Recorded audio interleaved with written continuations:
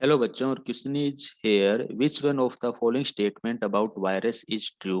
देखिए, जब भी हम वायरस की बात करेंगे तो वायरस के लिए हम क्या कहते हैं कि ये हमारे पास में नो लिविंग कंपोनेंट है। क्या है ये? हमारे पास में नो लिविंग कंपोनेंट है जब ये हमारे पास में अलोन होता है, लेकिन जैसे ही ये किसी होस्ट सेल के कॉन्टेक्ट में आएगा तो ये लिविंग होता है। और ये जो नो लिविंग कंपोनेंट होता है इसके अंदर हमारे पास में न्यूक्लिक एसिड्स एंड हमें क्या मिलता है? प्रोटीन मिलता है जेनेटिक मटेरियल की फॉर्म के अंदर। और दूसरी खास बात याद रखिए, न्यूक्लिक एसिड्स के अंदर मोस्टली हमें इसके पास में क्या मिलता है? सिंगल स्टैंड आरएनए मिलता है। क्या मिलता है? Single stand RNA. अब एक एक करके हम बात करते हैं।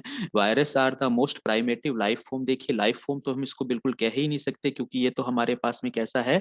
नो लिविंग है। मोस्ट प्राइमेटिव लाइफ फॉर्म तो हमारे पास में क्या है? आर्क बैक्टीरिया है, जो इस प्लेनेट पर सबसे पहले आए हैं। ठीक है, तो ये ऑप्शन तो हमारा गलत है। नेक्स्ट हम बात करते हैं, virus are the certainly primitive life form. Certainly primitive life form भी नहीं है, but not the most primitive. But ये प्राइमेटिव नहीं है। देखिए, हमारे पास लाइफ फॉर्म किसी भी फॉर्म के अंदर नहीं है, क्योंकि ये नॉन लिविंग है। ठीक है, तो ये भी ऑप्शन गलत है।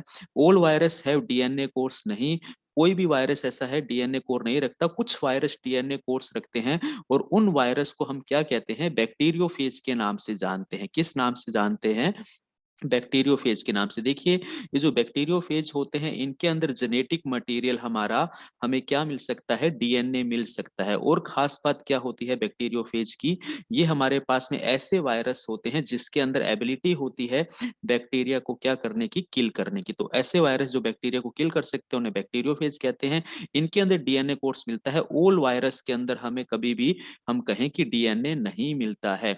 हमने पहले ही ऑलरेडी ये डिस्कशन किया कि मोस्ट ऑफ जो हमारे पास में वायरस है उसके अंदर जेनेटिक मटेरियल हमें क्या मिलता है?